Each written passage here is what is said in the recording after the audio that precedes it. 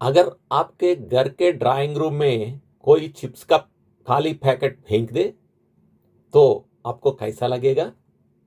लेकिन वही पैकेट अगर आपकी गली में पड़ा हो तो क्या आपको उतनी ही तकलीफ होती है? क्यों? आज इसी सवाल का जवाब खोजेंगे। नमस्कार। क्या आपने कभी इस बात पर ध्यान दिया है कि हम में से ज्यादातर लोग अपने घर को तो मंदिर की तरह साफ रखते हैं, लेकिन घर से बाहर निकलते ही उसी स्वच्छता को भूल जाते हैं। आखिर ऐसा क्यों होता है? यही है आज का हमारा विचार। दोस्तों, किसी भी इंसान की पहचान सिर्फ उसके कपड़ों से नहीं होती, उसकी आदतों से होती है। और अच्छी आदतों में सबसे सुंदर आदत है स्वच्छता।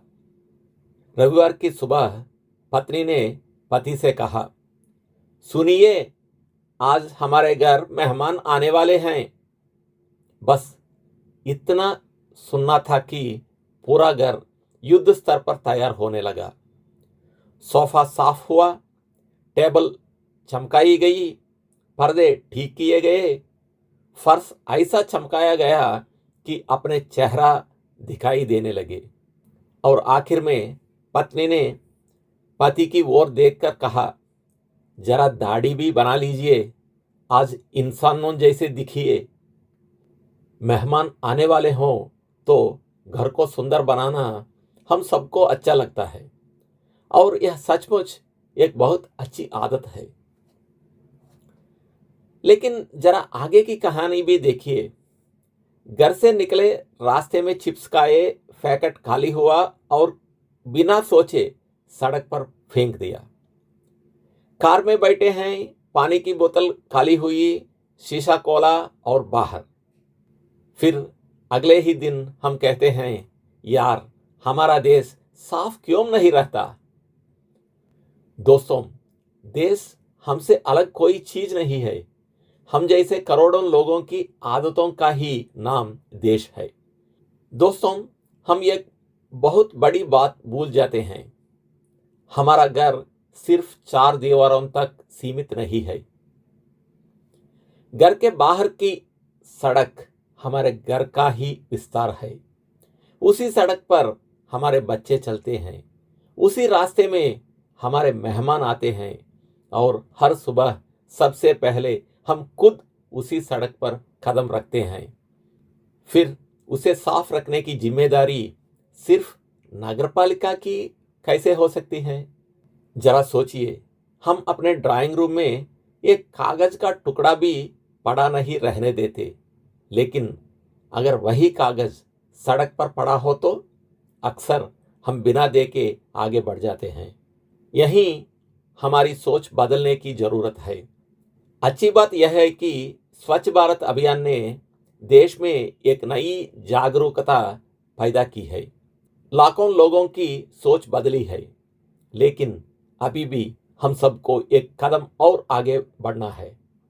क्योंकि सरकार सड़कों को साफ कर सकती है, लेकिन उन्हें गंदा न करने की आदत सिर्फ हम विकसित कर सकते हैं।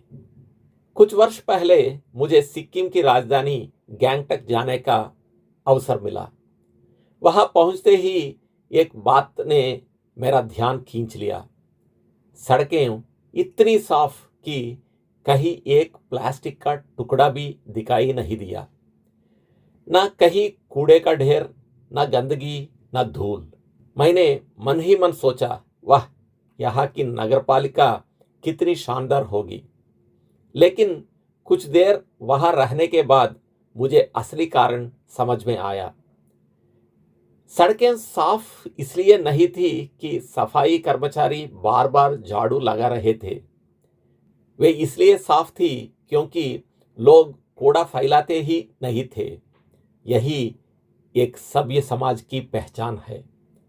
दोस्तों, साफ शहर सिर्फ सरकार नहीं बनाती, जिम्मेदार नागरिक बनाते हैं।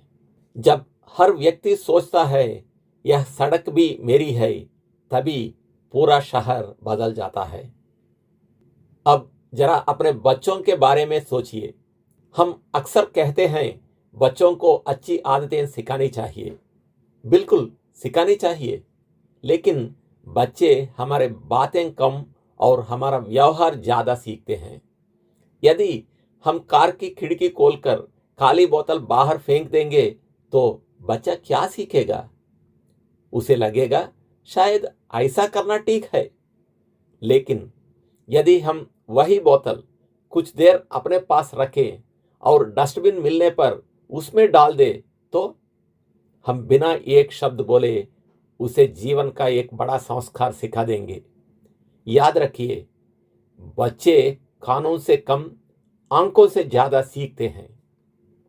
स्वच्छता सिर्फ सरकार की जिम्मेदारी नहीं है, ना ही केवल नगर निगम की। यह हम सबकी साझी जिम्मेदारी है। परिवार, विद्यालय, समाज और सरकार जब सब मिलकर काम करते हैं तभी एक स्वच्छ भारत का सपना साकार होता है। सोचिए, यदि हमारा मोहल्ला साफ रहेगा तो क्या होगा? बच्चे स्वस्थ रहेंगे, बीमारियां कम होंगी, मच्छर कम होंगे, लोग सुबह शाम खुले मन से टहल सकेंगे और सबसे बड़ी बात, हमें अपना शहर पर गर्व होगा। हमारी भारतीय संस्कृति में स्वच्छता को सिर्फ आदत नहीं, संस्कार माना गया है। याद कीजिए, हमारे दादा दादी या माता पिता सुबह उठते ही घर के बाहर पानी छिड़कते थे, आंगन साफ करते थे और रंगोली बनाते थे। यह केवल सजावट नहीं थी, यह एक संदेश था कि जहां स्वच्छता होती है वही सकारात्मकता बसती है।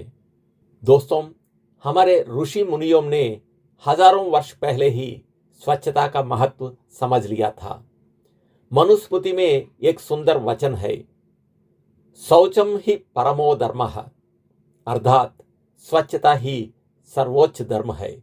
ध्यान दीजिए, यह केवल शरीर की स्वच्छता की बात नहीं करता, यह हमारे घर, हमारे आसपास और हमारे विचारों की स्वच्छता की भी बात करता है। क्योंकि जहां स्वच्छता होती है वहां स्वास्थ्य होता है, जहां स्वास्थ्य होता है वहां सुख होता है, और जहां सुख होता है वही सच्चा विकास होता है। लेकिन एक बात सोचिए, हम अपने घर को रोज साफ करते हैं, अपनी गाड़ी भी चमका कर रखते हैं, फिर क्या हमारी सड़क, हमारा पार्क, हमारा बस स्टॉप हमारी जिम्मेदारी नहीं है? वे भी तो हमारे ही जीवन का हिस्सा है।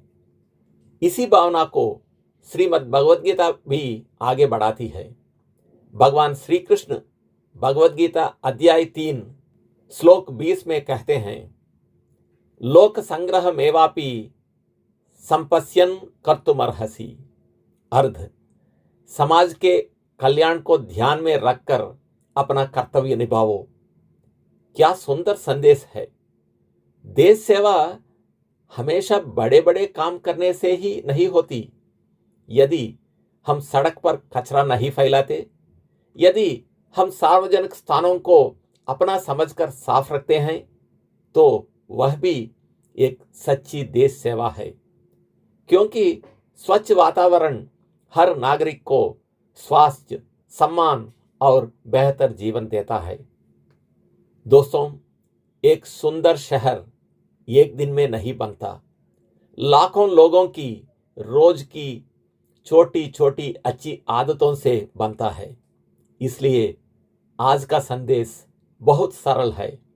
अपने घर को ही नहीं, अपने मोहल्ले को भी अपना घर समझिए, अपनी सड़क को अपना आंगन समझिए और अपने शहर को अपना परिवार समझिए। जाने से पहले मैं आपको एक प्रश्न पूछना चाहता हूं, क्या हम अपने घर की तरह अपने मोहल्ले और अपनी सड़क को भी अपना मानते हैं? अपनी राय नीचे कमेंट्स में जरूर लिखिए। यदि यह वीडियो आपको पसंद आया हो तो इसे लाइक कीजिए, अपने मित्रों और परिवार के साथ शेयर कीजिए और चैनल को सब्सक्राइब करके इस सकारात्मक यात्रा का हिस्सा बनिए। धन्यवाद।